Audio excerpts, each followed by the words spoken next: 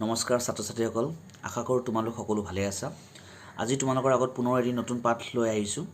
এই পাঠটি তোমালোকৰ আগত উপস্থাপন কৰাৰ পূৰ্বে তোমালোকক এটি বস্তুৰ বিষয়ে ক'বলৈ ওলাইছোঁ, যিটো বস্তু হৈছে বৰ্তমান সমাজ জীৱনৰ আটাইতকৈ জনপ্ৰিয় যোগাযোগৰ মাধ্যম।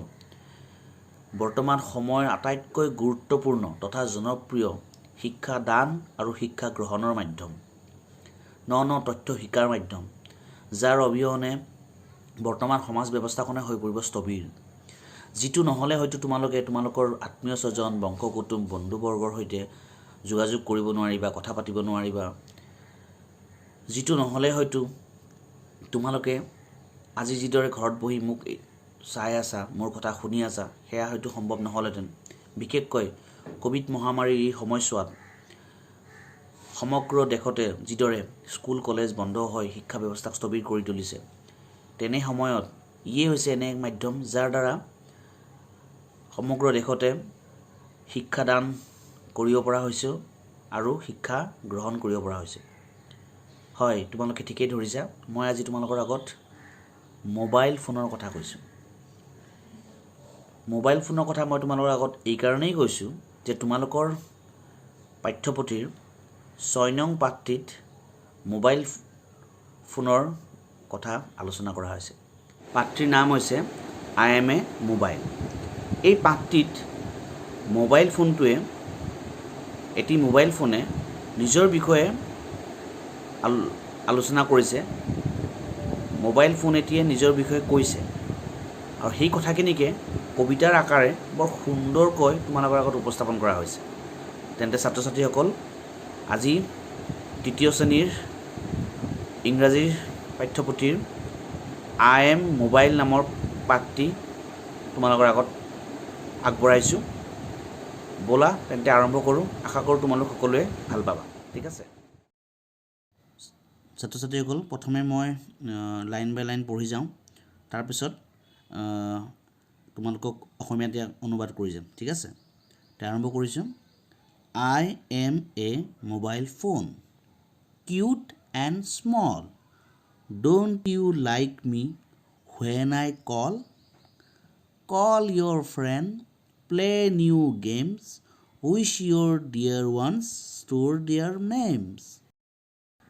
তেন্তে এতিয়া ছাত্ৰ ছাত্ৰীসকল অসমীয়াত অনুবাদ কৰি যাম, তোমালোকে শুনি যাবা দেই আৰু বুজিবলৈ চেষ্টা কৰিবা। ঠিক আছে, ইয়াতে এটা মোবাইলে নিজৰ বিষয়ে কৈ আছে। ঠিক আছে, এই যে ছবিত তোমালোকে দেখিছা, এইটো এটা মোবাইল ফোন।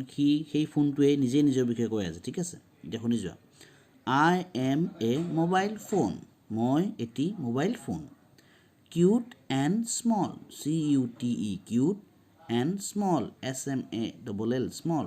কিউট মানে অতি মৰম লগা আৰু স্মল মানে সৰু, মৰম লগা আৰু সৰু।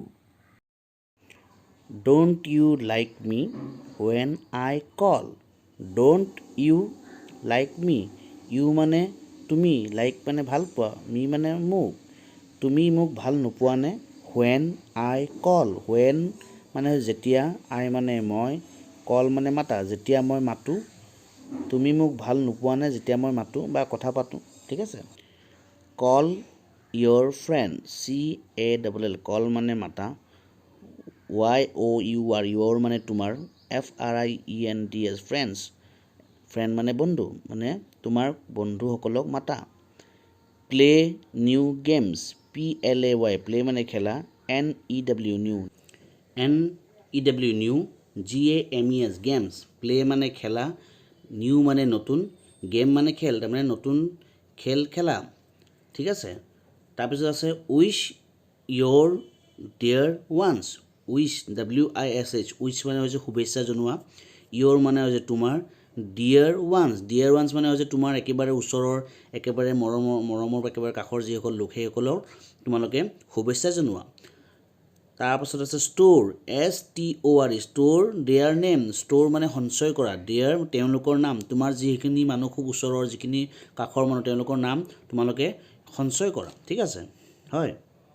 তেন্তে ছাত্ৰ ছাত্ৰীসকল, পুনৰ কবিতাটো এবাৰ গাই দিছোঁ, শুনি যাবা। ঠিক আছে, I am a mobile phone, cute and small, don't you like me when I call? Call your friends, play new games, which your dear one, store dear name. Mobile ফোনটোৱে নিজৰ বিষয়ে এইদৰে কৈছে যে মই এটি মোবাইল ফোন, অতি মৰম লগা আৰু সৰু। তোমালোকে ভাল নোপোৱানে মই যেতিয়া তোমালোকক কল কৰোঁ, তোমালোকে মোৰ জৰিয়তে তোমালোকৰ বন্ধুসকলক ফোন কৰা, কথা পতা, মাতা, তোমালোকে মোৰ জৰিয়তে নতুন নতুন গেম খেলা, নিজৰ আপোনজনক শুভেচ্ছাবাণী জনোৱা আৰু তেওঁলোকৰ নামবোৰ মোৰ মাজতে সঞ্চয় কৰি ৰখা বা সাঁচি ৰখা, হয় নাই? আমি কৰোঁ নাই? আমি মোবাইল ফোনৰ জৰিয়তে আমাৰ আপোনজনক বা আমাৰ নিজৰ মানুহবোৰক আমি যিকোনো শুভেচ্ছা জনাওঁ নে নজনাওঁ? জনোৱা নাই তোমালোকে? জনোৱানে?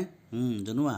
তোমালোকে নতুন নতুন গেম খেলা নাই? তোমালোকৰ ঘৰৰ জ্যেষ্ঠসকলৰ মোবাইল ফোনত নতুন নতুন গেম খেলা নাই? নিশ্চয় খেলা। তাৰপিছত তোমালোকে কিবা দৰকাৰী বা প্ৰয়োজনীয় কাৰোবাৰ নম্বৰ থাকিলে সেই মোবাইল ফোনত সাঁচি ৰাখা নাই? ৰাখাতো। বা তোমালোকে নাৰাখিলে তোমালোকৰ ঘৰৰ মানুহে চাব, সুধিবাচোন। সকলোৱে দৰকাৰী ফোন নম্বৰবোৰ মোবাইলতে সাঁচি ৰাখে, হয়। তো এতিয়া বুজিলানে যে এইদৰে এটা মোবাইল ফোনে কেনেকৈ নিজৰ বিষয়ে কবিতাটো অতি সুন্দৰকৈ কৈছে, হয়। তোমালোকে এতিয়া পঢ়িব পাৰিবা নাই? নিশ্চয় পাৰিবা দেই, অভ্যাস কৰিবা।